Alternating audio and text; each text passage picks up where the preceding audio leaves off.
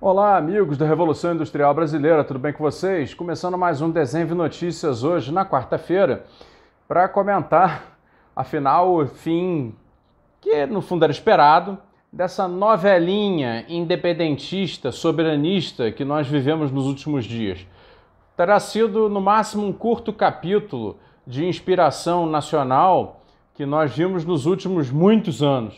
Por que eu digo isso? Porque eu vi na internet hoje esse comentário e achei muito engraçado e resolvi me apropriar dele para título aqui desse vídeo de hoje, do Desenho de Notícias, que o Bolsogeisel, né, veio e já se foi. Eu achei muito curioso. E mais curioso ainda é perceber como que os agentes dos interesses financeiros internacionais especulativos e seus representantes nos meios de comunicação continuam insistindo, e parece que vão continuar insistindo, na imagem que associa o presidente da República atual do Brasil ao general Ernesto Geisel, querendo afirmar que ele ainda representa um grande risco aos interesses financeiros especulativos internacionais que mostraram com toda clareza como dominam e o quanto dominam a economia brasileira no atual momento, já desde muitos anos. A novela terminou com o fracasso do Brasil. Pessoas foram roubadas, foi um assalto à mão armada, os especuladores produziram uma situação através de mídia associada que veio a desvalorizar o ativo brasileiro, compraram ele na baixa, depois venderam na alta, vão continuar vendendo mais na alta ainda, ou seja, foi uma concentração de riqueza extraordinária o que aconteceu em apenas 2, 3 dias. Não é? E usando de um patrimônio brasileiro, que afinal de contas é a Petrobras, cuja missão institucional, eu não canso de me falar, é garantir a segurança energética de todos nós. O preço do combustível faz parte disso.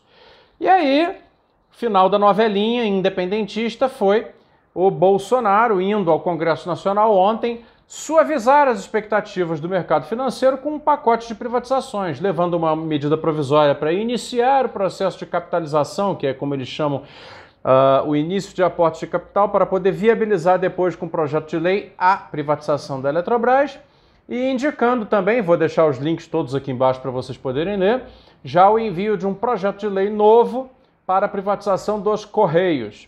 E aí, meus amigos, podem esperar que certamente essas coisas virão, uma vez que venham, provavelmente serão aprovadas, porque o Congresso Nacional tem compromisso com a agenda integracionista, com a agenda de venda do Brasil, e outras coisas deverão acontecer ainda nessa seara. O que segura, parece que o que segura alguma possibilidade de manter a integração brasileira interna, a economia brasileira ainda em funcionamento, com as suas construções, é a perspectiva eleitoral de 2022 e essa possibilidade sempre muito ameaçadora da greve dos caminhoneiros.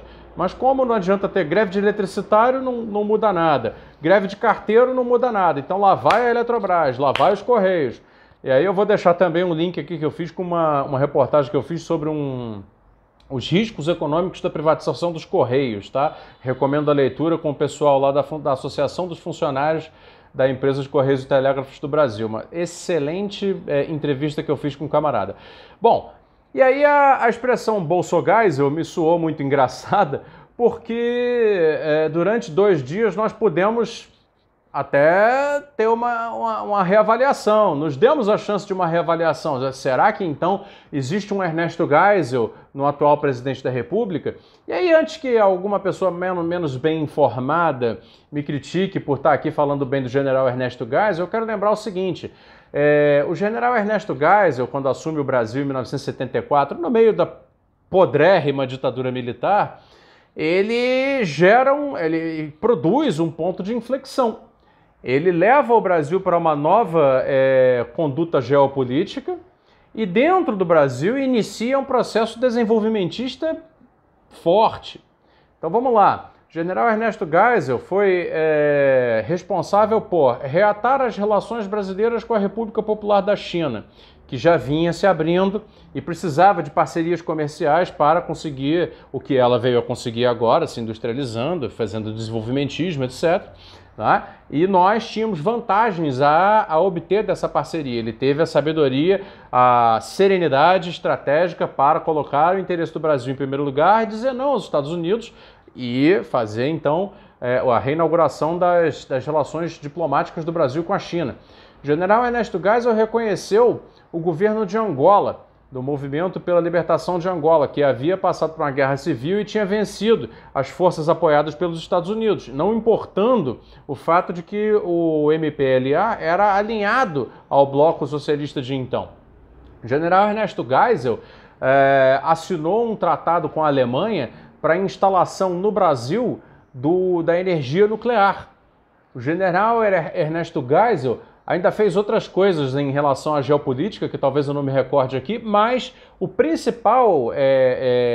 principal realização do general Ernesto Geisel no seu governo, dentro do Brasil, foi o início de distensionamento político, levando o Brasil a uma nova chance de respirar melhores ares na política, e, em segundo lugar, o Plano Nacional de Desenvolvimento número 2, o segundo PND.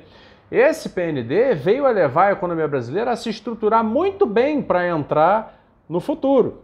Uma pena que, aí sim, por uma má gestão daqueles que eram responsáveis pela condução econômica, foi feito financiamento externo com títulos de dívida externa do segundo PND, o que veio a fragilizar a estrutura interna da economia brasileira, e nos anos 80 se tornou uma crise galopante que acabou nos deixando de joelhos e nos entregando a este capital especulativo financeiro internacional que, né, agora nos coloca de joelhos novamente, permanentemente produzindo essa recessão permanente e sugando os ativos brasileiros, que são construções históricas. Só para concluir sobre o general Ernesto Geisel, quando no início da sua vida, lá em 1930, era tenente, participou do tenentismo e, como tenente, participou da Revolução de 1930, que leva Getúlio Vargas a iniciar o processo de modernização econômica do Brasil. Tá? Então é uma figura diferente desses militares aos quais parece, são mais da linha do general Silvio Frota, por exemplo, aos quais parece o atual presidente da República se filia mais. E aí, então ficou essa dissonância por uns dias. Será que existe então um Bolso Geisel? E aí, bom, a noite de ontem mostrou que não. Mostrou que não. Pode haver a propaganda que quiser a respeito, claro. Eu sei que muitos de vocês que me seguem são favoráveis ao presidente da República, mas eu acho que a minha função em me comunicar aqui com vocês, por menos pessoas que me vejam, é estabelecer sempre contrapontos. Assim como eu bato ferrenhamente na hegemonia financista do capital internacional sobre o Brasil e os seus tentáculos aqui, principalmente aqueles que convencem as pessoas de que isso é normal, ou seja, o meio de comunicação, não posso deixar de fazer contrapontos e criticar também uma atitude como a de ontem. Uma atitude como a de ontem que, no final das contas, leva para onde? Leva para mais integracionismo com os grandes capitais internacionais especulativos e financeiros. Então, veja, o problema do Brasil não se divide entre direita e esquerda. É uma pena que hoje o raciocínio coletivo opere dentro desse eixo. Porque a divisão brasileira sempre foi e continuará sendo, até que nós declaremos a nossa independência, eu espero que ainda enquanto eu for vivo, a divisão no Brasil é entre aqueles que são independentistas de verdade, querem o Brasil independente, querem o Brasil desenvolvido, assumem o risco de querer isso, assumem o risco de trabalhar por isso, e aqueles que são integracionistas, que acham que o Brasil terá um desenvolvimento associado às potências mundiais, o que é uma falácia, sempre se mostra um projeto de derrota, e esse projeto de derrota ontem mostrou que continua dominando, inclusive, o chefe de Estado do Brasil, que, mais uma vez, aí, porque não aguentou o tranco, ao que parece, foi lá apresentar um pedido de desculpas, como foi a questão dos projetos já para fazer a entrega de mais ativos, já que na Petrobras ele resolveu trocar o comando em função da pressão da greve dos caminhoneiros. Olha, então, para mim, essa é a interpretação dos últimos dias. Não existe Bolso Geisel. Nós ainda estamos num projeto de integração subordinada à geopolítica do mundo, à economia mundial. Com privatizações, sem plano de projetos de desenvolvimento, não adianta, pode ser de direita ou pode ser de esquerda. Continuaremos na subalternidade, continuaremos subordinados aos interesses econômicos internacionais. Então eu espero que no futuro nós possamos ter, seja de qualquer campo político, um projeto realmente independentista para o Brasil. Esse era o comentário do Desenho Notícias de hoje. Pessoal, muito obrigado, até amanhã. E não se esqueça da live na sexta-feira, às 4 da tarde, comigo, aí, ao vivo com o Fausto Oliveira, aqui no canal da Revolução Industrial Brasileira. Já está publicado o link, você pode definir o lembrete e aparecer aí para a gente discutir o Brasil de acordo com os temas que vocês, né, despertem, que vocês tragam, que tragam inquietude para os corações de vocês. A gente vai tentando falar, tá bom? Um abraço.